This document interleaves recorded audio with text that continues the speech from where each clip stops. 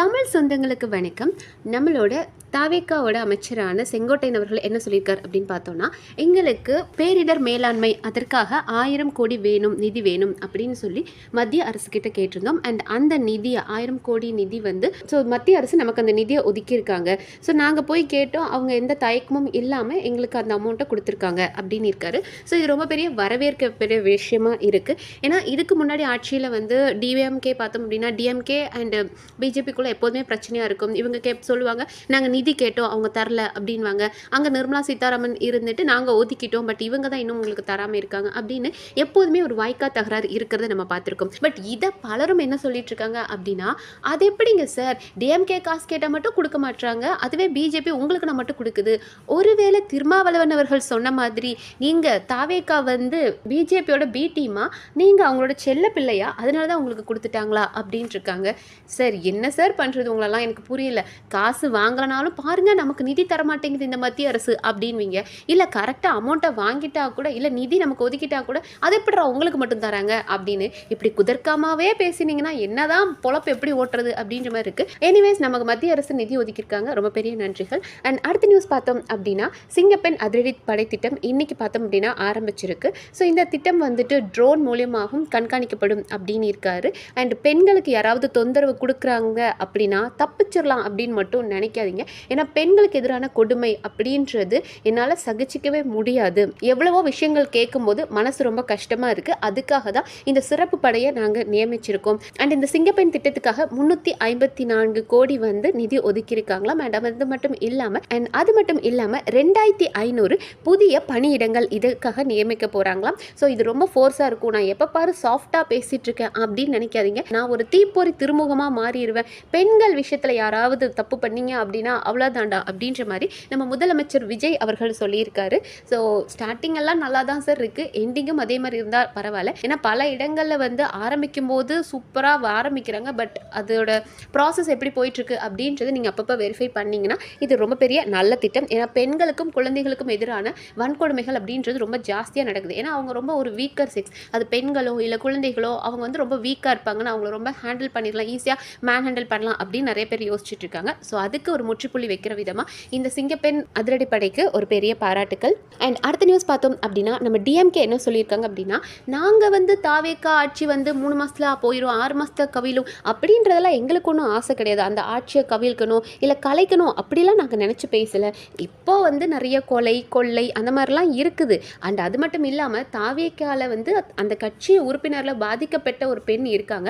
But அங்கே யார் விக்டிமாக இருக்காங்களோ அவங்கள தான் நீங்கள் அந்த கட்சியை விட்டு நீக்கிறீங்களே தவிர உங்களோட அரசு என்ன பண்ணிட்டு இருக்கு, பெண்களுக்கு பாதுகாப்புன்றீங்க, ஆனால் உங்கள் கட்சிக்குள்ளே இருக்கவங்களுக்கே பாதுகாப்பு இல்லையா அப்படின்ற மாதிரி தான் எங்களோட கேள்வி இருக்குது அப்படின்னு இருக்காங்க. அண்ட் அது மட்டும் இல்லாமல் ஜோதிமணி அவர்கள், காங்கிரஸோட ஜோதிமணி அவர்கள் என்ன சொல்லியிருக்காங்க அப்படின்னா, இந்தியா கூட்டணியில் டிஎம்கே கண்டினியூ பண்ணணும் அப்படின்னு நாங்கள் ஆசைப்படுறோம். இப்போ கொஞ்சம் கசப்பான சூழ்நிலை இருக்குது, ஆனால் நாட்டின் நலன் கருதி இந்த நாடு நல்லா இருக்கணும் அப்படின்னா டிஎம்கே நீங்களும் எங்கள் கூட சேர்ந்து போராடணும், இந்தியா கூட்டணிக்குள்ளே நீங்களும் வரணும் அப்படின்னு இருக்காங்க. அதாவது காங்கிரஸ் அப்படின்றது அக்கக்கா பிரிஞ்சுக்கிட்டு இருக்கு. அதாவது செல்வ பெருந்தகை அவர்கிட்ட கொஞ்சம் பேர் இருக்காங்க, ஜோதிமணி அவர்கள்கிட்ட கொஞ்சம் பேர் சப்போர்ட்டுக்கு இருக்காங்க, மாணிக்கம் தாக்கூர் அவர் சைடில் கொஞ்சம் பேர் இருக்காங்க. ஸோ இவங்களே ஆளுக்கு அடிச்சுக்கிறாங்க. ஒருத்தர் டிஎம்கேக்கு சப்போர்ட் பண்ணுவாங்க, ஒருத்தர் டிஎம்கே ஆப்போஸ் பண்ணுவாங்க. இப்போ மாணிக்கம் தாகூர்லாம் பயங்கரமாக டிஎம்கே ஆப்போஸ் பண்ணுறாரு அப்படின்னா, ஜோதிமணி சைலண்ட்டாக இல்லை நாங்களாம் உங்களை ஆப்போஸ் பண்ணலை சார், அந்த குரூப் தான் சார், நாங்கள் ரொம்ப நல்லவங்க சார், எங்களை நம்புங்க சார் அப்படின்ற மாதிரி ஜோதிமணி அவர்கள் டிஎம்கே நீங்களும் வாங்க, எங்கள் கூட நீங்களும் சேர்ந்து ஆட்டத்தில் இருந்தால் தான் நல்லா இருக்கும் அப்படின்னு அழைப்பு விடுத்திருக்காங்களாம். அது மட்டும் இல்லாமல் அமைச்சர் அருண்ராஜ் கிட்ட ஒரு கேள்வி கேட்கப்பட்டுச்சு. என்ன அப்படின்னா, உங்களோட ஆட்சி சீக்கிரம் கவிழ்ந்துரும் அப்படின்றாங்க, 6 மாதம் தாங்குமா 3 மாதம் தாங்குமான்றாங்களே, இதுக்கு நீங்கள் என்ன சார் சொல்கிறீங்க அப்படின் போது அவர் என்ன சொல்லியிருக்காருன்னா, நாங்கள் ரெடி தாங்க, இப்போ கூட நீங்கள் ஆட்சியை கவிழ்த்துட்டு மறுபடியும் எங்களுக்கு எலெக்ஷன் வைங்க, நாங்கள் எல்லா இடத்துலையும் சந்திக்க தயாராக இருக்கோம், எங்ககிட்ட பணபலம் இல்லை ஆனால் ஆற்றல் இருக்குது, மக்களுக்கு எங்கள் மேலே நம்பிக்கை இருக்குது, அதனால மறுபடியும் தேர்தல் வந்தாலும் கூட எங்களால் தனித்து ஆட்சி அமைக்க முடியும், பெரும்பான்மை எங்களுக்கு கிடைக்கும் அப்படின்றாங்க. ஸோ மக்களுக்கு திராவிட கட்சிகள் மேலே இருக்கிற வெறுப்பு தான் தாவேகா பக்கம் ஓட்டாக விழுந்திருக்கு. பட் இன்னும் எனக்கு தெரிஞ்ச ஒரு வருஷம் வரைக்குமே ஒரு கிரேஸ் பீரியடில் தான் அவங்க இருக்கிறாங்க. அவங்க என்ன பண்ணுறாங்க அப்படின்றது நமக்கும் ஒரு மாதிரி ஆசோலேஷனில் தான் இருக்குது. பட் 1 இயருக்கு அப்புறம் தான் இந்த ஆட்சி எப்படி இருக்குன்றதை சொல்ல முடியும். பட் அருண்ராஜ் ரொம்ப கான்ஃபிடென்ட்டாக மறுபடியும் எலெக்ஷன் வைங்க, நாங்கள் ஜெயிச்சு காட்டுறோம், ஆனால் அந்த தைரியம் அவங்களுக்கு இருக்கா, நாங்கள் எப்போ வேணாலும் ரெடி தான், பட் ஃபேஸ் பண்ண அவங்க ரெடியா அப்படின்ற மாதிரி தான் கேட்டிருக்காரு. அண்ட் பலரும் இருந்துட்டு சார் அந்த குளத்தூரில் மட்டுமாவது அவரை ஜெயிக்க வச்சிருங்க சார், வேணா மறுபடியும் எலெக்ஷன் வைப்போம், அதுலயாவது டிஎம்கே ஜெயிக்க வைங்க அப்படின்றாங்க. அண்ட் முன்னாள் சபாநாயகரான அப்பாவும் என்ன சொல்லியிருக்காரு அப்படின்னா, அதாவது நம்மளோட தாவேகா ஆட்சி அமைக்கிறதுக்கு ஏடிஎம்கே சார்பில் இருந்து 25 எம்எல்ஏக்கள் வந்து அவருக்கு ஆதரவு கொடுத்தாங்க. அதாவது கொறடாவோட பேச்சை மீறி அவருக்கு ஆதரவு கொடுத்தாங்க இல்லையா, அப்போ 25 பேரில் 21 பேரை மன்னிச்சிருங்க, அப்போ 4 பேருக்கு நீங்கள் என்ன பண்ணுவீங்க? அப்போ இப்போ யார் கொறடாவா இருக்கிறாங்க ஏடிஎம்கேல? அக்ரி கிருஷ்ணமூர்த்தியா இல்லைன்னா விஜயபாஸ்கரா, யார் தான் கொறடா அப்படின்ற மாதிரி அவர் கேட்டிருக்காரு. ஆனால் இதை வந்து இப்போ இருக்கிற சபாநாயகரான ஜேசிடி பிரபாகர் ரொம்ப தெளிவாக சொல்லியிருந்தார். என்னன்னா, நம்மளோட முதலமைச்சர் அவர்களுக்கு 108 சீட்டு தான் இருந்தது. அப்போ முதல் வந்துட்டு நம்பிக்கை வாக்கெடுப்பு அப்படின்றது ஒன்று நடத்துவாங்க, அதில் ஒரு பெரும்பான்மை நிரூபிக்கணும். அப்போ நம்மளோட ஏடிஎம்கே சார்பிலேருந்து என்ன சொல்லியிருப்பாங்க அப்படின்னா, ஏன்னா ஏடிஎம்கே அப்போ 2ஆக பிரிஞ்சிருந்த டைம், அப்போ நம்மளோட உண்மையான ஏடிஎம்கே அப்போ 2 ஏடிஎம்கே பிரிஞ்சிருந்த டைம். ஸோ இபிஎஸ் அவர்கள் சொன்னது என்ன அப்படின்னா, நம்ம தாவேக்காக சப்போர்ட் பண்ணக்கூடாதுன்னு. ஆனால் வேலுமணி, விஜயபாஸ்கர், ஆனால் வேலுமணி இவங்க குரூப்லாம் வந்து தாவேக்காக சப்போர்ட் பண்ணாங்க. அதில் 25 எம்எல்ஏக்கள் அந்த வாக்கெடுப்பில் விஜய் அவர்களுக்கு சப்போர்ட் பண்ணி ஓட் போட்டுறாங்க. அப்போ நம்மளோட இபிஎஸ் அவர்கள் அவங்க மேலே வந்துட்டு புகார் அளிச்சிருந்தாரு. ஸோ இவங்களை வந்து பதவி நீக்கம் பண்ணணும் அப்படின்னு. அதுக்கப்புறம் வந்து இவங்களுக்குள்ள இருந்த அந்த பிரச்சனைகள், மனக்கசப்புகள் எல்லாம் சேர்ந்து அந்த பிரேக்கப்லாம் தீர்ந்ததுக்கு அப்புறமா இப்போ அவர் என்ன சொல்லியிருக்கார் அப்படின்னா, 25 பேர் வந்து அவருக்கு சப்போர்ட் பண்ணாங்க, அதில் 21 பேரை வந்து நான் மன்னிச்சுட்டேன், அவங்கள வந்து தகுதி நீக்கம்லாம் பண்ண வேண்டாம், ஆனால் அந்த 4 பேருக்கு மட்டும் நீங்கள் அவங்களுக்கான தண்டனை கொடுக்கணும் அப்படின்ற மாதிரி சொல்லியிருந்தாங்க. அதை தான் ஜேசிடி பிரபாகரும் சொல்லு, அந்த 21 பேரை மன்னிச்சிட்டாரு, மீதி 4 பேர் மேலே மட்டும்தான் அவங்க மேலே புகார் இருக்குது அப்படின்னு இருக்கார். அதை அவர் தெளிவாகவே சொல்லியிருக்கார். ஆனால் அந்த 4 பேர் யார் யார் அப்படின்னு பார்த்தோன்னா, மரகத குமரவேல், இசக்கி சுப்பையா, ஜெயக்குமார், சத்யபாமா, இவங்க 4 பேரும் என்ன பண்ணியிருக்காங்க அப்படின்னா கேவியட் மனு அப்படின்றது ஒன்று தாக்கல் பண்ணியிருக்காங்க. அதாவது இவங்க இடைத்தேர்தலில் போட்டியிடுறதுக்கு தடை வேணும் அப்படின்னு இவங்க மேலே ஒரு வழக்கு பதிஞ்சிருக்காங்க. ஏன்னா இந்த 4 பேரும் இவங்க தேர்தலில் நின்னது ஏடிஎம்கேல. ஸோ ஜெயிச்சு எம்எல்ஏ சீட் வாங்கினதுக்கு அப்புறமா இவங்க என்ன பண்ணிட்டாங்கன்னா, தாவேக்காக்கு தங்களோட ஏடிஎம்கேல இருந்த பதவியை விலக்கிட்டு தாவேக்கால போய் சேர்ந்துட்டாங்க இந்த 4 பேர். அப்போ இந்த 4 பேர் இடைத்தேர்தலில் வந்து நிற்கக்கூடாது அப்படின்ற மாதிரி இவங்க மேலே தடை பிறப்பிக்கணும் அப்படின்னு இருக்காங்க. ஸோ அதுக்கு தான் இந்த 4 பேரான மரகத குமரவேல், இசக்கி சுப்பையா, சத்யபாமா, ஜெயக்குமார் இவங்க வந்து கேவியட் மனு தாக்கியிருக்காங்க. ஸோ கேவியட் மனு வந்து உச்சநீதிமன்றத்தில் மனு கொடுத்துருக்காங்க. ஸோ கேவியட் மனு அப்படின்னா என்னன்னா, எனக்கு தெரியாமல் என் மேலே எந்த ஆக்ஷனும் எடுக்கக்கூடாது. இப்போ ஃபார் அன் எக்ஸாம்பிள் ஒரு 2 பேர் இருக்காங்கன்னு வைங்களேன், ஏ அண்ட் பின்னு 2 பேர் இருக்காங்க. அவங்க 2 பேர்த்துக்குள்ள ஒரு நிலத்தகராறு, ஒரு இடத்துக்கு பிரச்சனை இருக்குது அப்படின்னா, இப்போ ஏ வந்து தம் மேலே ஒரு கம்ப்ளைண்ட்டை கொடுத்து தன்னோட இடத்த எங்கே பறிச்சிருவானோ அப்படின்னு ஒரு பிக்கு பயம் வந்துருச்சுன்னா, அந்த பின்ற பர்சன் என்ன பண்ணலான்னா கேவியட் மனு தாக்கல் அப்படின்னு ஒன்று கொடுக்கலாம். ஸோ உச்சநீதிமன்றத்தில் இந்த மனுவை கொடுக்கலாம். அதாவது என் மேலே எனக்கு ஏதாவது ஒரு ஆக்ஷன் எடுக்கணும் அப்படின்னா எனக்கு தெரியாமல் என்கிட்ட அந்த ஒரு ஆக்ஷன் எடுத்துடக்கூடாது அப்படின்றதான் இந்த கேவியட் மனுன்றது. அதை இந்த 4 பேர் எதுக்கு இப்போ பண்ணியிருக்காங்க அப்படின்னா, இவங்க 4 பேர் பண்ணதும் தப்பு. ஒரு கட்சியில் இருந்து ஜெயிச்சு, ஏடிஎம்கேல இருந்து ஜெயிச்சு தாவேக்காக்கு போயிருக்காங்க. அப்போ இவங்க இடைத்தேர்தலில் நிற்கக்கூடாது அப்படின்னு இவங்க மேலே ஒரு கம்ப்ளைண்ட் ஃபைல் ஆயிருக்கு இல்லையா.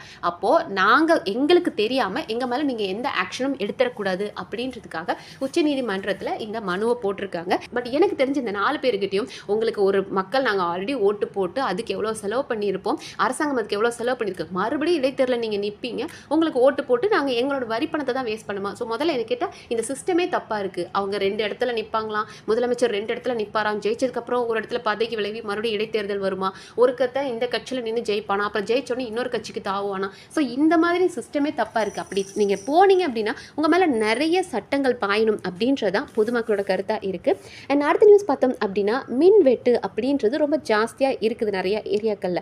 ஆனால் இது மின் வெட்டா இல்லை மின் திருட்டா? மக்களுக்கு தேவையான மின்சாரத்தை கொடுக்காம அதை கார்ப்பரேட்டுக்கு கொடுத்துட்ருக்கீங்களா? எப்படி மின் தடை வருது? இது திருட்டு நடக்குதா? கார்ப்பரேட் பக்கம் நீங்கள் சாயிறீங்களா? அப்படின்ற மாதிரி வாழ்வுரிமை கட்சி தலைவர் கேட்டிருக்காரு. ஸோ அமைச்சர் நிர்மல் குமாரும் என்ன சொல்கிறார் அப்படின்னா, அங்கங்கேயும் ஃபியூஸ் இருக்கு இல்லையா, ஃபியூஸை பிடுங்கி வச்சுக்கிறாங்க, வேணும்னே பண்ணுறாங்க, மக்களை கிளப்பி போராட்டத்தில் ஈடுபடுத்த விடுறாங்க. ஒரு 1/4 மணி நேரம் வந்து மின் தடை இருந்தால் கூட நாங்கள் உடனே சரி பண்ணிடுறோம். ஆனால் உடனே போராட்டத்துக்கு நிறைய பேரை தூண்டி விட்டுட்டு இருக்காங்க. ஸோ எங்கள் அரசாங்கத்துக்கு மேலே ஒரு தப்பு சொல்லணும் அப்படின்றதுக்காகவே இதெல்லாம் பண்ணிட்டு இருக்காங்க அப்படின்னு அமைச்சர் நிர்மல்குமார் சொல்லியிருக்காரு. பட் மக்களாகிய பொதுமக்களாகிய நம்மளோட வேண்டுகோள் என்ன அப்படின்னு பார்த்தோம்னா, அரசாங்கம் இன்னைக்கு உங்கள் கையில் இருக்குது. நீங்கள் நினச்சா உளவுத்துறை, காவல்துறைன்னு எல்லாமே உங்கள் கையில் இருக்குது. உங்களுக்கு எல்லா டீட்டெயில்ஸும் தெரியும் இல்லையா? அப்போது அந்த சம்மந்தப்பட்ட நபர் மேலேயும் இல்லை ஒரு அதிகாரி இதில் உள்ள இருக்கார் அப்படின்னா ஈஸியாக உங்களால் ஐடென்டிஃபை பண்ண முடியும். அதை பண்ணி திருத்துறதை விட்டுட்டு இன்னும் யாரோ ஃபியூஸை பிடுங்கிடுறாங்க, யாரோ போராட்டத்துக்கு கூப்பிடுறாங்க அப்படின்றதெல்லாம்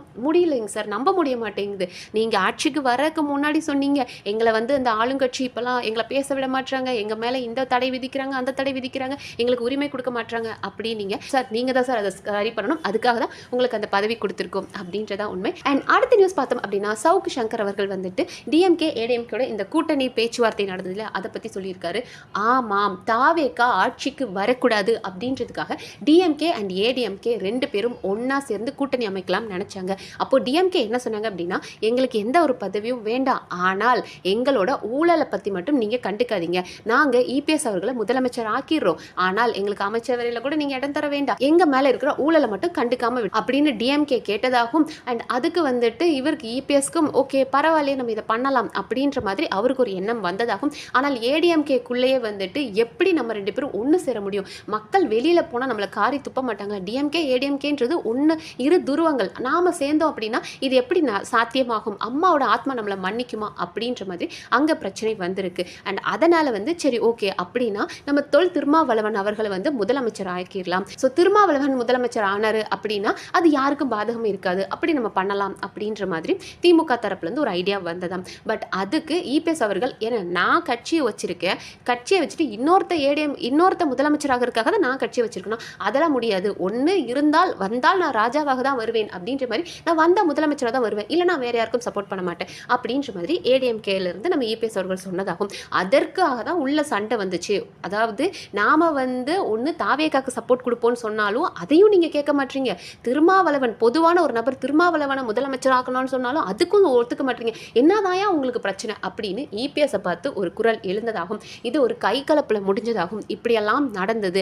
அதுக்கப்புறம் இவங்க நம்மளோட பாட்டாளி கட்சி அண்ட் அதுக்கப்புறம் நம்ம பாட்டாளி கட்சியில் இருக்கிற அன்புமணி அவர்கள்கிட்டையும் பேச்சுவார்த்தை நடத்தப்பட்டுச்சு. அண்ட் அவரும் என்ன சொல்லியிருக்காரு அப்படின்னா, நாங்கள் சப்போர்ட் தரோம், ஆனால் திருமாவளவன் அவர்கள் 2.5 வருஷம் நாங்கள் வந்துட்டு எங்களோட நாங்கள் வந்து 2.5 வருஷம் முதலமைச்சராக இருப்போம் அப்படின்னு கேட்டதாகும். அண்ட் அதற்கும் மறுப்பு வந்ததுக்கப்புறமா நம்ம அன்புமணி அவர்கள் சரி ஓகே எங்களுக்கு 2.5 வருஷம் முதலமைச்சர்லாம் ஆக்க வேண்டாம், சௌமியா அன்புமணி அவர்கள் இருக்காங்க இல்லையா, அவங்களுக்கு துணை முதலமைச்சர் பதவி கொடுங்க அப்படின்னு கேட்டதாகும். ஸோ இப்படியெல்லாம் நிறைய போயிட்டு இருந்தது. அதாவது தாவேகால ஆட்சியை கொண்டு வரக்கூடாதுன்றதுக்காக இத்தனை சுழற்சிகள் நடந்தது அப்படின்ற மாதிரி சவுக்கு சங்கர் அவர்கள் சொல்லியிருக்காரு. பட் இதை பார்த்த பலரும் சார் நீங்களே அந்த டைம் வந்து உள்ள ஜெயிலுக்குள்ளே இருந்தீங்க, என்னமோ பக்கத்துலேயே இருந்து பார்த்த மாதிரி இவ்வளோ சம்பவத்தை சொல்கிறீங்களே அப்படின்றீங்க. அதாவது மனுஷன் உள்ள இருந்தாலும் அவருக்கு நிறைய ஸ்லீப்பர் செல்ஸ் இருக்காங்க, அதனால தான் இவருக்கு எல்லாம் இந்த நியூஸும் தெரிஞ்சிருக்கு அப்படின்ற ஒரு ரூமர் ஸ்ப்ரெட் ஆயிருக்கு. பட் எனிவேஸ் இரு துருவங்களாகவே இருக்கிறாங்க. மக்கள் வந்து ஒரு மாற்று சக்தியாக பார்த்து தாவேகா வந்திருக்காங்க, நிறைய வந்துட்டு மாற்றம் கொண்டு வராங்க, நிறைய அதிருப்தியும் அவங்க மேலே இருக்குது. பட் பாப்போம், ஒரு 1 இயர் பார்த்தா தான் அவங்க என்ன பண்ண போகிறாங்க அப்படின்றது தெரியும். ஸோ பாப்போம் இன்னும் அரசியல் நிகழ்வுகள் நாளைக்கு என்னென்ன நடக்குது, அதில் எவ்வளோ சுவாரஸ்யமாக இருக்குது நம்ம அடுத்தடுத்த வீடியோவில் பார்க்கலாம். அண்ட் இந்த மாதிரி வீடியோஸ்லாம் தெரிஞ்சுக்கிறதுக்கு நம்ம சேனலை சப்ஸ்கிரைப் பண்ணி சப்போர்ட் பண்ணுங்கள். நன்றி.